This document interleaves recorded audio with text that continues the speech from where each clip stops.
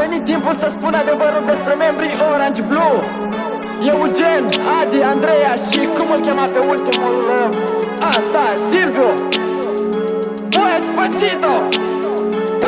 Dacă deschid Google Maps pot să-l văd direct pe Adi. Frate, cât un continent și mai stă și rău cu banii. Dar la alergare, Adi, eu sigur nu te întreg. Te rostogolești la vale fiindcă arăți ca un cerc. Ai Renault în credit, Adi, noi știm bine că ne cânti de Porsche să te asculte un chin.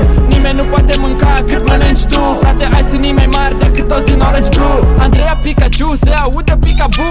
Miroase a bombă, e Adi și pățul lui. Ești așa de băiețoasă, îl plimbi pe Adi cu lesa. I-ai furat inima, după i-ai furat și piesa. Pikachu, până la urmă cine ești tu? Te consideri cântăreață, fanii o să zic că nu. Te rog eu, întoarce-te la PUBG pe telefon. Dacă tu ești un pilot, atunci Adi minion.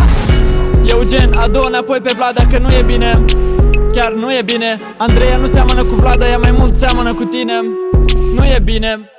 A trebuit să fac piesa asta Orange Blue. Lăsați-vă de YouTube, nu vă merge canalul. Spuneți Orange, Orange, Orange Blue. Lăsați-vă de YouTube, nu vă merge canalul. A trebuit să fac piesa asta Orange Blue. Lăsați-vă de YouTube, nu vă merge canalul. Spuneți Orange, Orange, Orange Blue. Lăsați-vă de YouTube, nu vă merge canalul. Silviu, Moldova nu e Mexic, potolește-te. Ești așa de scund, te urci pe cover cu treptele. Și ai 7 limbi Mexic, niciuna nu-i română. Din atâtea limbi, frate, nu cunoști niciuna. El e din Mexic? Pe bune, e din Mexic? Cânti atât de prost, mai bine erai medic. Te dai mare actor, dar am văzut toți de fapt că sunt filmări cu tine când îți iau în cap. Poți să te pensionezi că deja ești enervant. Eugen, pe bune, ai deja păr alb în cap. Nici copiii de pe stradă nu te strigă hei salut. Te iau toți cu bună ziua, nu că ești recunoscut. Îmi e dor de tine vechi, era mai interesant. Acum faci conte de copii, ai canalul terminat. Când